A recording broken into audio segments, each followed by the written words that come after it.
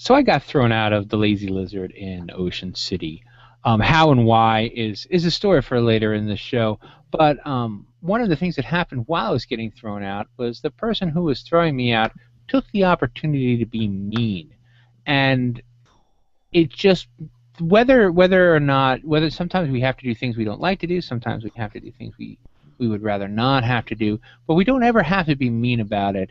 And there was an interesting juxtaposition because I was thrown out of the Lazy Lizard, and then minutes later welcomed like a king at Hooper's Crab House. And I was the same guy in both places.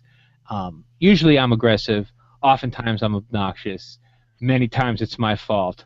But this particular time it wasn't, and it felt good to know that I'm not the only jerk in the world. It's time for the Todcast.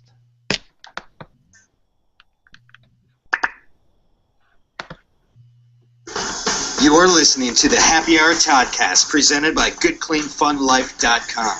Find us on iTunes by searching GCFL and subscribe today.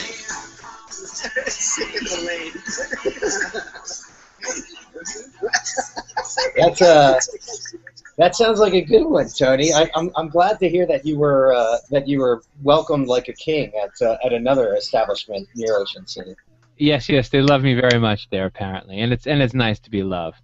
Yeah, that's and I like the comment, of course, often obnoxious, and I can concur with that. I've been doing for my regular job. I know this is horrifying to people who know me very well, but for my regular job, I do team leadership training for kids. And one of the things that I like to talk about a lot is just recognize your shortcomings. And I said, I was speaking with them about it today, and I said, one of my shortcomings that I have to recognize is I yell a lot, and people think that I'm mad, and it's just me being loud. And I said, and another one is I'm not clear. I say things that people don't understand, and sometimes it's them, but more often than not, it's me, and I'm not being clear. And I think a big part of being a good communicator is being willing to admit that you might be communicating poorly. Right. It's not always. Everybody can't always be stupid. Sometimes it's your fault. Well, I think what do they say? You judge yourself on your intentions, and you judge other people on their actions. Exactly. And I'm always well intended to be a great communicator, and like to think of myself as a great communicator. But as I'm often reminded by my wife and partner, I'm not always a good communicator. Today, have you ever heard the phrase "the hill I'm going to die on"? That's not the hill I'm going to die on. Yes. Right.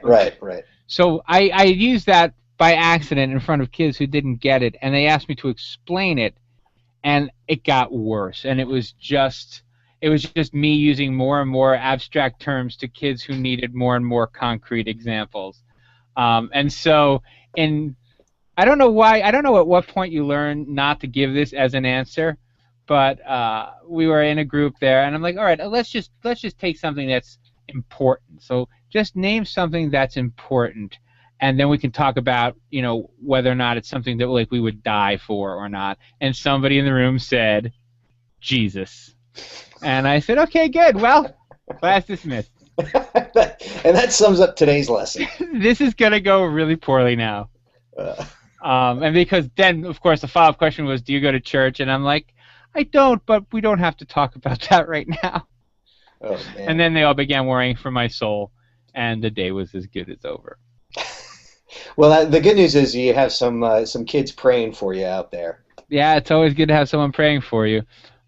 There's a comedian, Hannibal Buress. I don't know if you know who he is, but he's very funny, and you should find him if you're ever bored and you need a little bit of quick comic relief. And he talks about the phrase, I'll pray for you. And he said, I don't want you to pray for me. I don't want you to keep me in your thoughts. If I'm having trouble and you want to do something for me, make me a sandwich.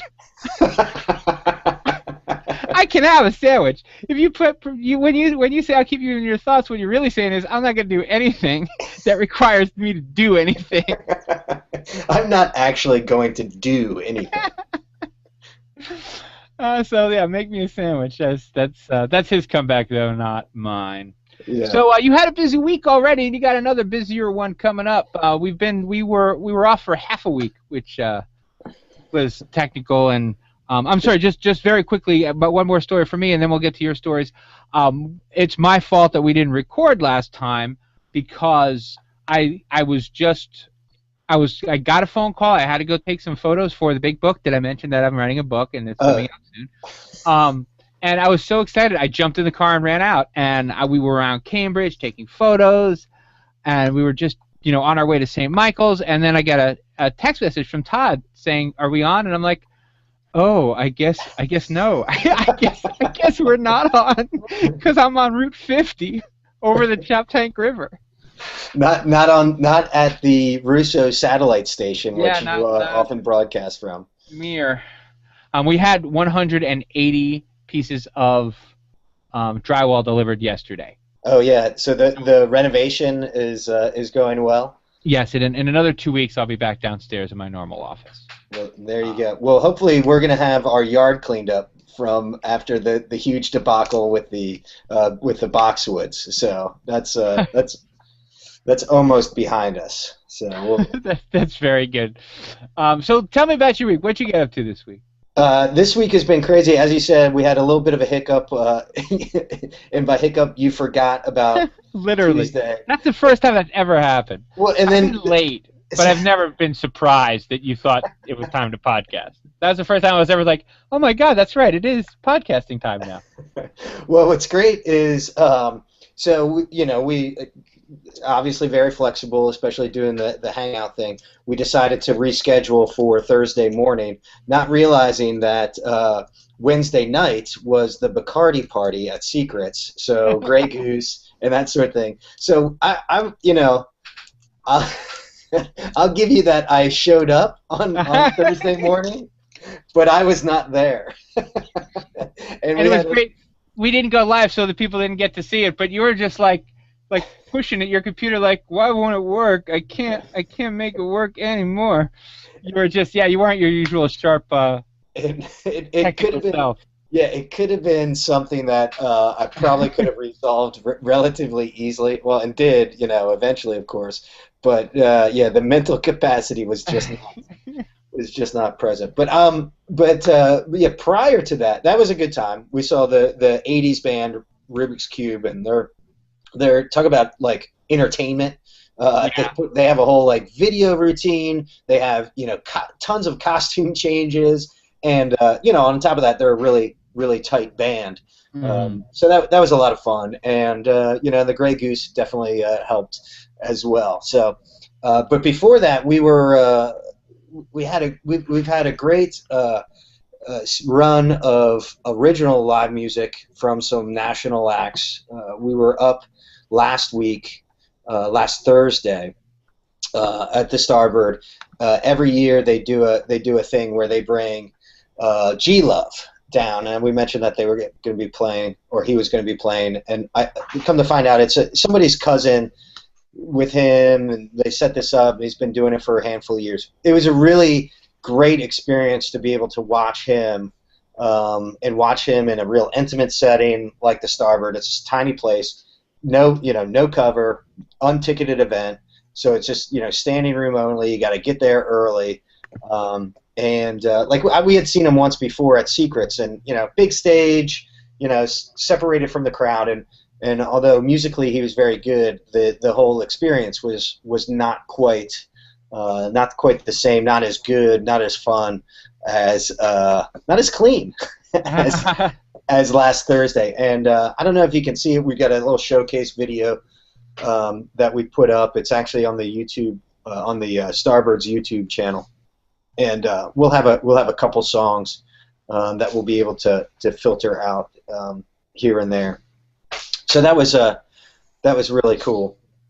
Will you be able to show any of them now? Are we gonna test out that feature? You want to give that a shot, or is that? Well, I'm showing. I have the showcase up. So if you're not seeing it and we're live, it must not be showing. So maybe what I can do is.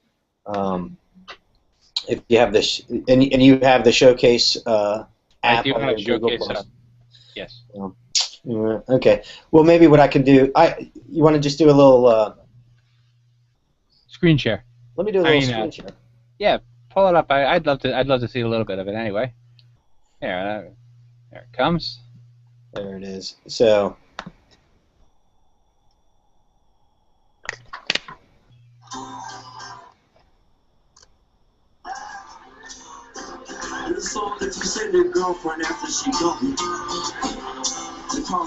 Now, can you hear that too?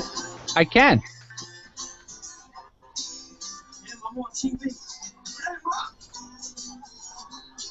Now you switched it off.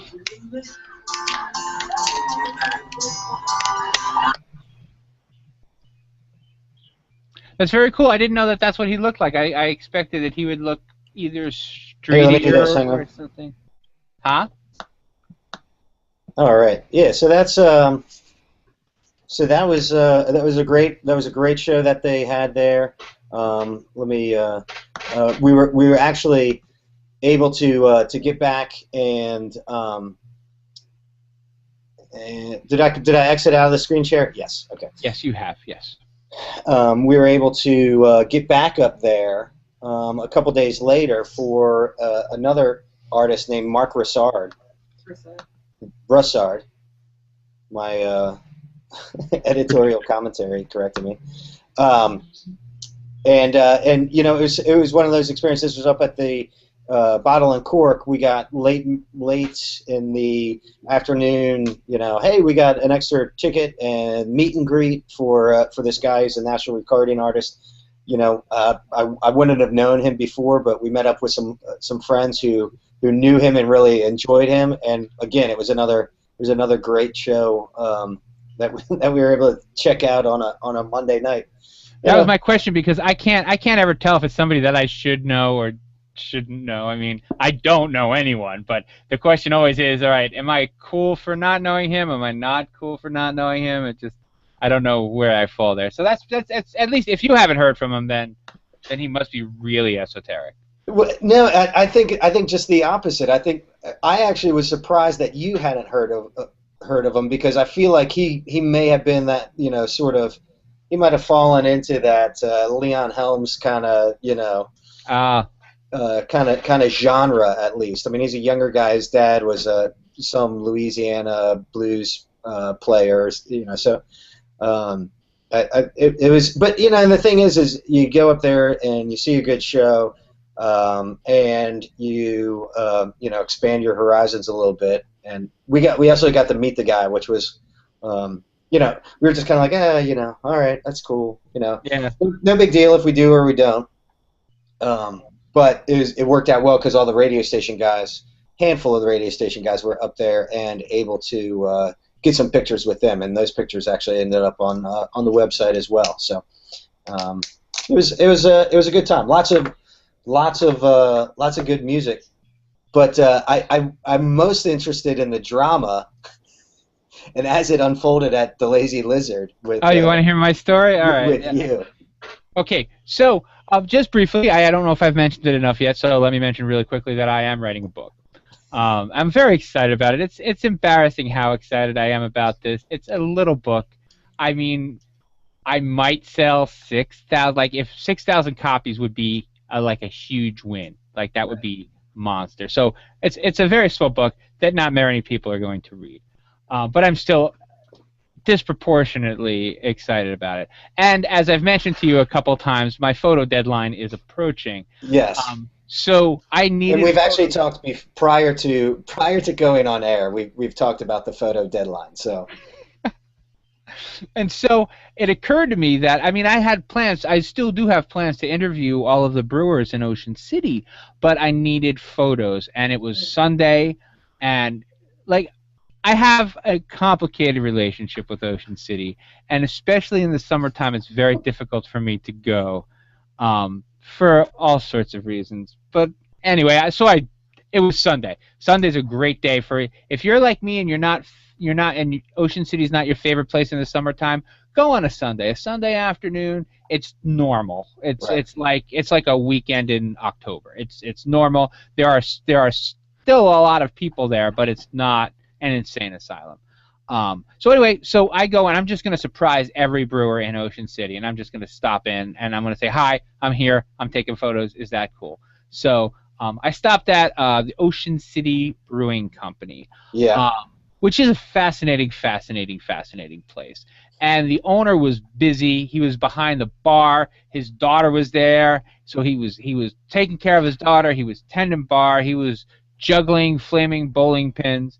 And I'm like, hey man, I am so sorry, but I only have today to get photos of you if they're going to be in the book. You know, can you cut out a couple minutes for me?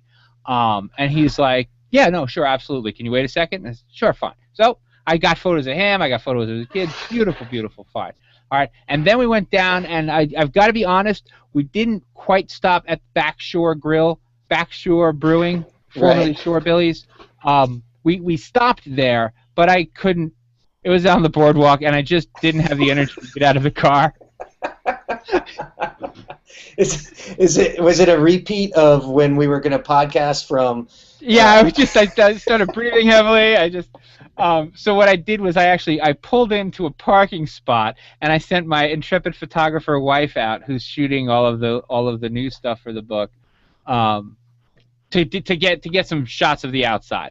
So they went and they get some shots of the outside, and then she got back in the car, and then we went to the Lazy Lizard, and I went in and I'm like, hey, I'm here doing this book.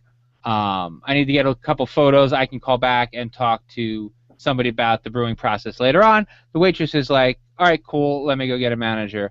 And there's this like cute couple there, like a man, a woman, and their 4 kids, and they're sitting around this big tall. They had one of those beer dispensers, that personal tap that you get on a for towers, I believe they're called. Okay. It's called a beer tower, and what it is, it's you get, I guess, a growler's worth, a half a gallon of beer or something, in a big plastic tube, and then you just pour your beers for the whole table. You know, very cool thing to see.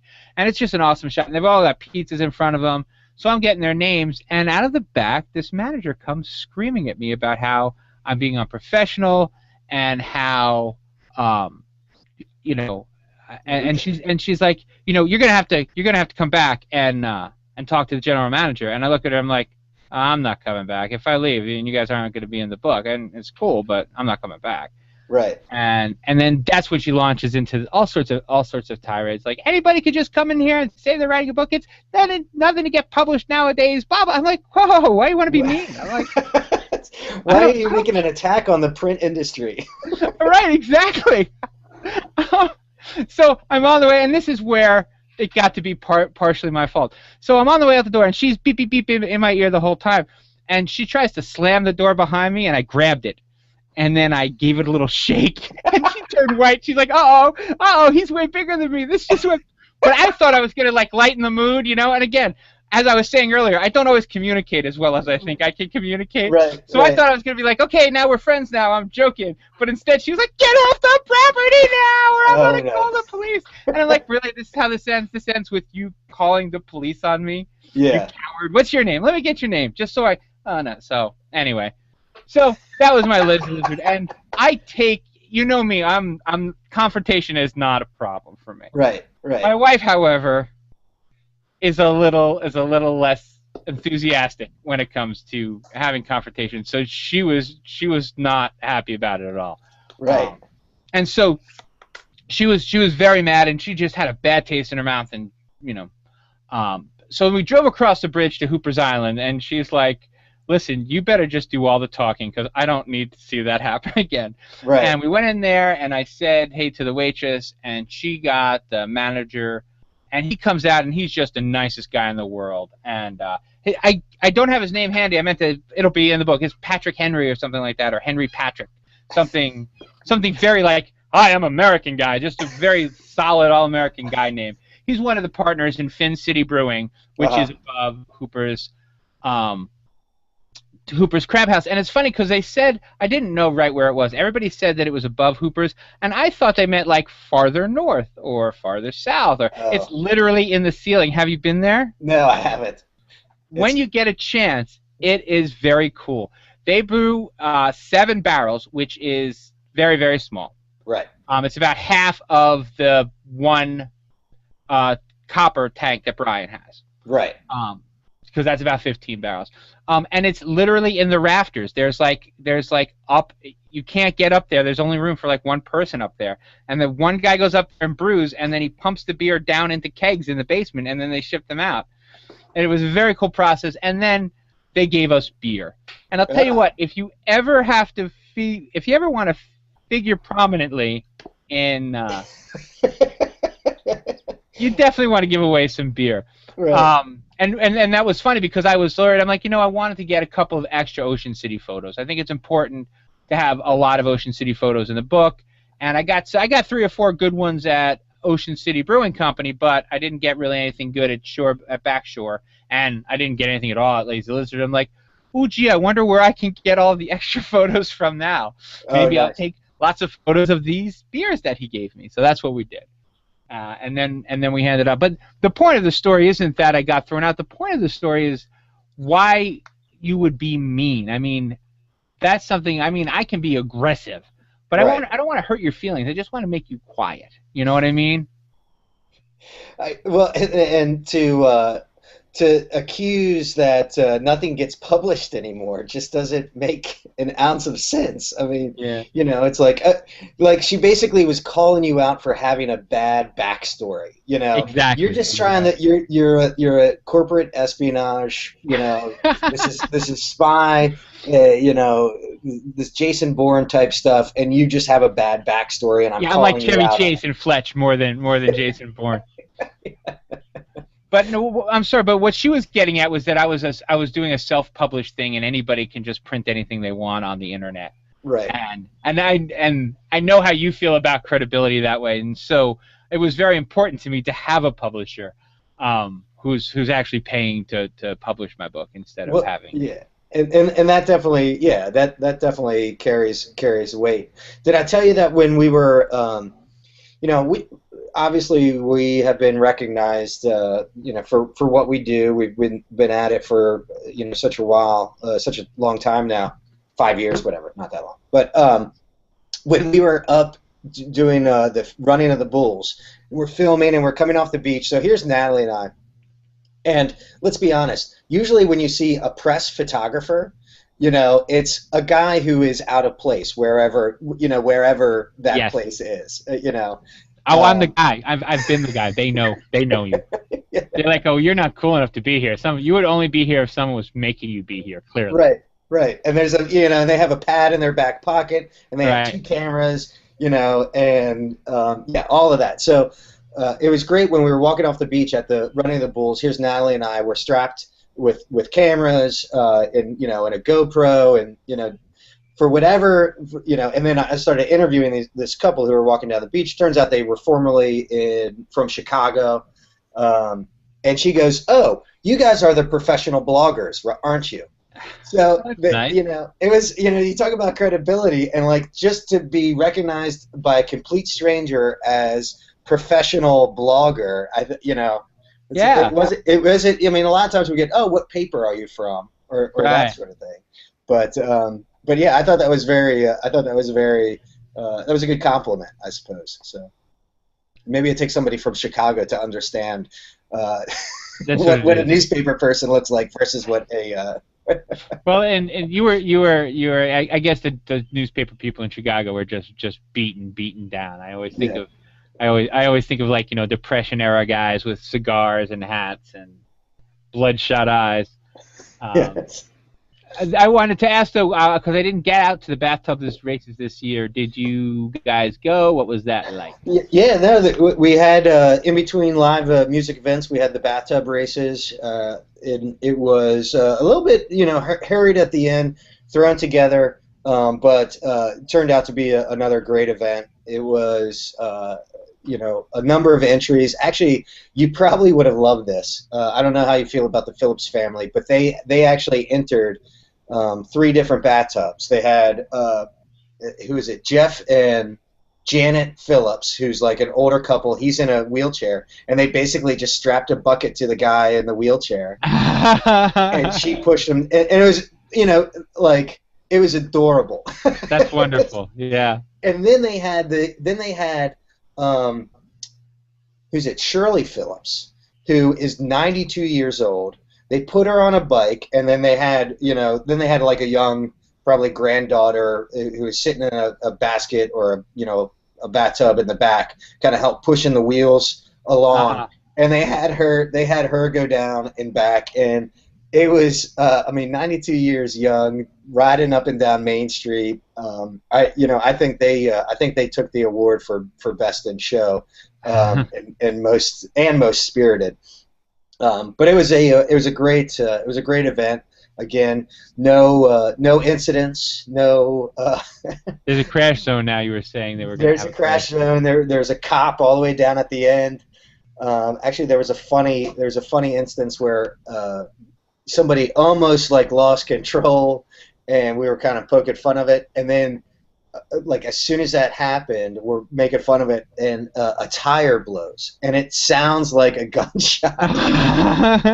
So Big Al Reno, who's sort of emceeing with me, starts railing into it. It's like, if you break the rules, Officer Goodfella down there is gonna shoot your tires out.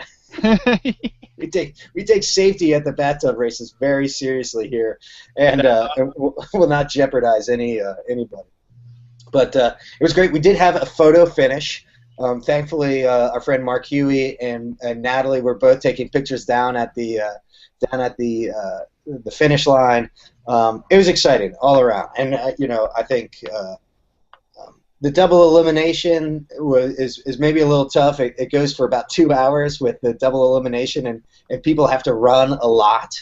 Yeah. We had somebody drop out after winning a couple races because they were either too hungover or hadn't trained enough or had to get back to work at the Atlantic Hotel. But they dropped out. So I think I don't know, Natalie, who's I don't know if you know this, is going to be the president-elect for the Berlin Chamber. Awesome. So that will be one events that we look to improve on. I think we'll do like a kids race or something like that, or the parade. Send Shirley Phillips, 92 years old, up and down the street a couple times, and then just do single eliminations. But there are pictures from that on the site as well. So if you have a chance, definitely check those out. And I'm sorry, who happened to win? Who won? Oh, okay. So this is who won. The final race was the Uptown Antiques going up against one of the Phillips teams, which was dubbed the international team because there were two international kids. One was from Romania and one was from Mexico that were actually racing in it, and the international team won. So. Of course. What was that tub decorated as? That was the one you didn't describe. It was that one. That was a racer. That was like that was one of the 3-wheel bikes with a tub attached to it. Kind of the standard of the bathtub races. But it's great. I mean, good spirits. Everybody had a good time. There were a lot of people, just interviewing people in the crowd from all over. And we kept calling this because it was America's Coolest Small Town this year. Obviously, international, race and that sort of thing. And beautifully setting up next year the campaign to bring the Berlin bathtub races back to America. That's what I think. That's what I think we'll. I think that's how we'll spin it for next year. Yeah, and then this is of course I'm not being too jingoistic here, but it is important to say that Romania does have a name for steroids. They always have. In the Olympics, it's always been a problem. I'm not accusing anyone of anything. I'm just saying historically, Romanians juice. And this was a rather large guy too. Yeah, so. Yeah. You sure it was a guy? Because that's what I'm saying. Like they're women. Their women can get big with the. The controversy has already started. We're gonna take the title away and give it back to the Uptown Antiques. I'm sorry, and I've not been there for too long. Where is Uptown Antiques? It's right on Pitt Street. They were on Main initially, and now they're on Pitt Street. Oh, so it was formerly Town Center Antiques. Yeah, I think so. I didn't know that they had changed names. Yep. I guess so. Very, very, very cool. And before we go, I just want to show you a picture from my research because I think it's awesome. And once I show you this picture, then we can begin wrapping things up. But it's, I think, worth that's taking a picture. There you go. I think it's worth sharing. I came across this in my research by accident. This is part of a series of of Matchbox cars put out in the 90s of craft brewing Matchbox cars. And this particular one is from Wild Goose Brewing, which was in Cambridge and since has closed. What I thought was cool about it was I found out about it by accident. The guy who owns it happened to mention that he had all of them. So there were 12. And it's like from the Franklin Mint, like Car of the Month Club he joined in 1990. That's awesome. Something. Yeah, no, they're very, very, very cool. So it's just the more that we talk about this, there's lots of stuff there's lots of stuff coming out. I know you have Salisbury kind of labeled Maryland's next big thing, but it's also probably time to start thinking about what to call Cambridge, because they're really also happening in a big way, and it was really cool to be down there. They've got lots of stuff going on, and the Real Ale Revival guys there have just kind of kick-started that downtown in a way. Yeah, we almost took a trip down there just to adventure a little bit, go see those guys. Ran into Randy over here not too long ago, and the dogs are out. Yeah. And I'm sorry, just one thing before we begin to wrap it up. You may want to talk to Brian. They have I think I may have told you this, but I don't recall. They have competitive lacrosse teams. Burley plays Real Ale Revival and lacrosse with some regularity. That might be a fun promotional video that maybe they would want to collaborate on, or it's not just about the beer, or it's about more than just the beer. Yeah, that would be fun. In fact, we're talking about doing some lacrosse stuff with a friend of ours up in Baltimore, so that's not out of the realm of possibility. That's very cool. All right, so we're running low on time, but before we finish up, what are the no misses for tonight and tomorrow? Well, really, saving up. Actually, there's some fun stuff going on up at Mango's tonight. Brian O'Boyle, lead singer of Mr. Green Jeans, is going to be playing up there in Bethany. I don't know that we're going to make it up there, but maybe we will. Who knows? We're doing some summer honey promos, and that's actually going pretty good. Make sure you check out the hashtag OC Summer Honey. I think we might build this into something that's actually pretty cool. Sunday is the 25th anniversary of the Malibu Classic. That's the surf contest right down there at 9th Street. 20th? 20th? Is it? 20th. Oh, maybe it's the 20th. It's an anniversary. Yes. And they've been doing it for a long time. It's every year is an anniversary.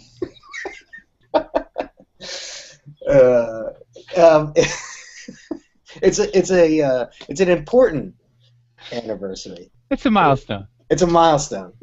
Nobody likes to say milestone. And then Fishtails is also doing a little something over there. The Clamming for a Cure. It's a newer event. It's kind of like the canoe races that BJ's does, but it is actually for a good cause. And for old people, because I guess you just go in and you put your feet in the dirt until a clam bites you, or however that works. Yeah, no, they have, it's like a part canoe race. You go out, you clam, and then you come back. So they have all the skiffs and that sort of thing.